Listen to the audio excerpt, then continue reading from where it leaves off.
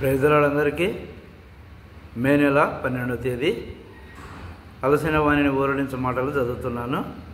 ఈ దినం పుట్టినరోజు పెళ్లిరోజు జరుపుకుంటున్న వారందరినీ జీవాధిపతి అయిన రక్షకుడైన యేసు ప్రభు సమృద్ధిగా దీవించునుగాక.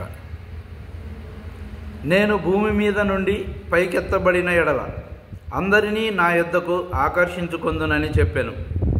యోహాను 12:32.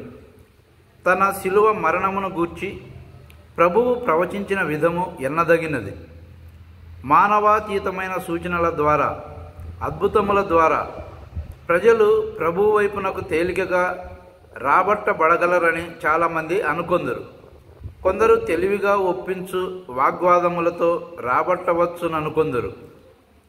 శిలువ శక్తి ద్వారా మాత్రమే తప్ప మానవ పద్ధతుల ద్వారా ప్రజలను ప్రభువు యొద్దకు ఆకర్షించలేమని దేవుని వాక్యము స్పష్టముగా చెప్పుచున్నది. మన ఆత్మీయ జీవితమునకు స్వయము అనున్నది ప్రాముఖ్యమైన ఆటంకము. శిలువ కార్యం ద్వారా మాత్రమే మనము స్వయము నుండి విడుదల నొందగలము. గలతీ 6:14 పౌలు ఈ విధముగా చెప్పుచున్నాడు, మన ప్రభువైన యేసుక్రీస్తు శిలువ యందు తప్ప మరి దేని యందును అతిశయించుట నాకు దూరమవునుగాక. దాని వలన నాకు లోకమునకు నేనును సిలువ వేయబడి ఉన్నాము. ఈ లోకము మనలను చాలా ఆకర్షించును. దాని చేత మనము మోసగించబడుదుము.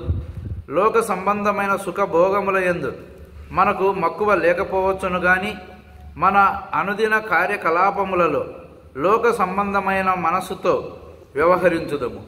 మన కార్యక్రమములలో లోక జ్ఞానము చేత ప్రభావితులమవుదుము. దానికి ఫలితముగా దేవునికి పనికి చాలా నష్టమును తెచ్చువారముగా ఉందుము. మన జీవితంలో శిలువ కార్యం జరుగుట ద్వారానే మనము సాతాను యొక్క మోసం నుండి తప్పించబడగలము. మనలో ప్రజలు శిలువ కార్యమును చూచిన యెడల వారు ప్రభు వైపునకు ఆకర్షించబడుదురు. చాలా సంవత్సరముల క్రితము ఒక మహమ్మదీయ పెద్ద మనిషి నా దగ్గరకు వచ్చాను. అతడు క్రైస్తవుడుగా కావాలని అనుకొనెను. నేను నీకు ఈ కోరిక ఎట్లు కలిగినదని అడిగి తిని అతడు నాతో ఈ విధముగా చెప్పాను. ఒకసారి అతడు తన స్నేహితుని కలుసుకొనుటకు వెళ్ళాను. ఆ సమయమున ఒక పనివాడు ఇంటి బయట ఊడ్చుచుండెను. అతడు క్రైస్తవుడు. అతడు తన బుట్టను బయట పెట్టెను. ఒక హైందవుడు అటువైపుగా వెళ్ళుచుండగా పొరపాటున అతని వస్త్రము ఆ బుట్టకు తగిలినది. అతనికి చాలా కోపం వచ్చి తన కాలి చెప్పు తీసి ఆ పనివానిని కొట్టుచు, నా వస్త్రమును అపవిత్రపరచుటకు నీకెంత ధైర్యము అని కోపపడసాగెను. ఆ పనివాడు మౌనముగా ఆ దెబ్బలు తినెను గాని ఒక మాట అయినను అనలేదు. ఈ మహమ్మదీయుడు అంతయు గమనించుచుండెను. ఆ పనివాని యొద్దకు వెళ్ళి, ఇది నీ తప్పు కాదు గదా, నీవు నీ పనిని చేయుచున్నావు. నిన్ను కొట్టుటకు అతనికి ఏమాత్రము అధికారము లేదు అనగా అతడు ఈ విధముగా చెప్పాను, నేనొక క్రైస్తవుడను. నా యేసు ప్రభు నా కొరకు దీనికంటే ఎంతో శ్రమను అనుభవించెను. వారు ఆయన ముఖము మీద ఉమ్మివేసిరి, కొట్టిరి, సిలువకు మేకులతో కొట్టిరి. కానీ ఆయన ప్రతీకారము చేయలేదు. ఈ జవాబు ఆ మహమ్మదీయుని హృదయమును తాకినది.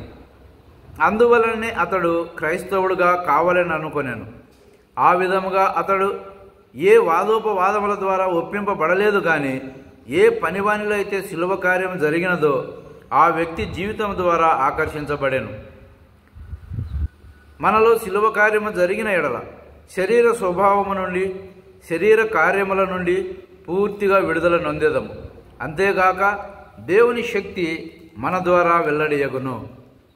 అందరికీ వందనాలు. Thank you.